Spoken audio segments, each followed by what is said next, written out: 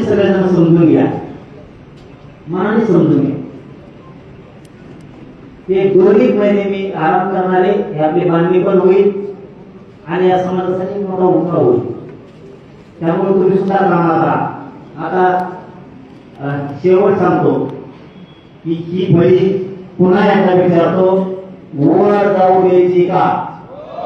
सगळे टोटल हातवर तुम्ही सांगा, इमानदारीने.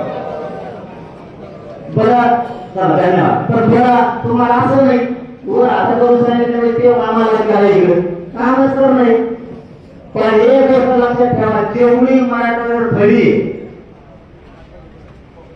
तिचे नाव असं वेगळ्या वेगळ्या येतात. हे झालं तुमचं, हे आता झालं तालुक्यात म्हणजे येणार त्याच्या जे नाव असेल त्याला बैठक बोलता येणार नाही.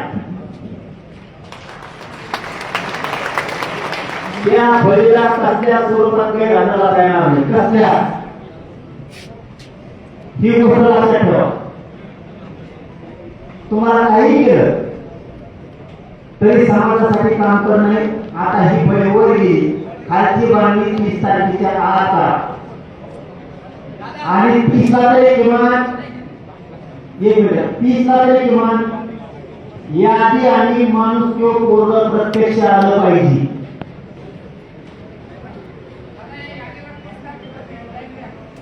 आवाज नाही आला.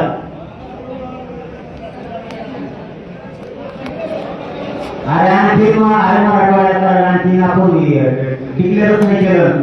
फक्त अंदाजे झाडामुळे तुम्हाला खालची फळी मोकळी केली. तुमचेच प्रश्न होते, मला काय प्रश्न होते काय का की गावाचा आला पोरं 20 पोरं तर नियम केल्यावर काय करायचं? तुमचा प्रश्न होता नाही. 10-20 गावाला नियम निवडायचं म्हणलं टेन्शन आलं, ते मोकळे झाला. आता एक कोण झाला बरोबर गेला तरी समाजाचं काम करायचं, खायला आलं तरी समाजाचं काम करायचं. फक्त समाजाला मला सोपं व्हावं म्हणून ही परिस्थिती वर घेतली.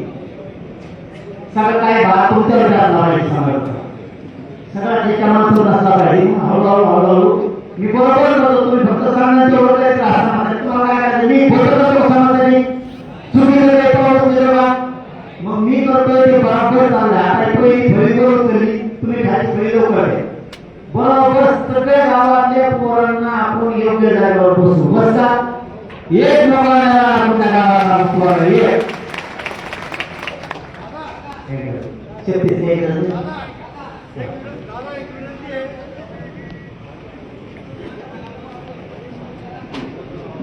कुणबी नोंदीच्या संदर्भात शिंदे समिती काम सुरू करील. अधिवेशन संपल्यावर असं मला वाटतं, तर ठिकाणी माहित नाही.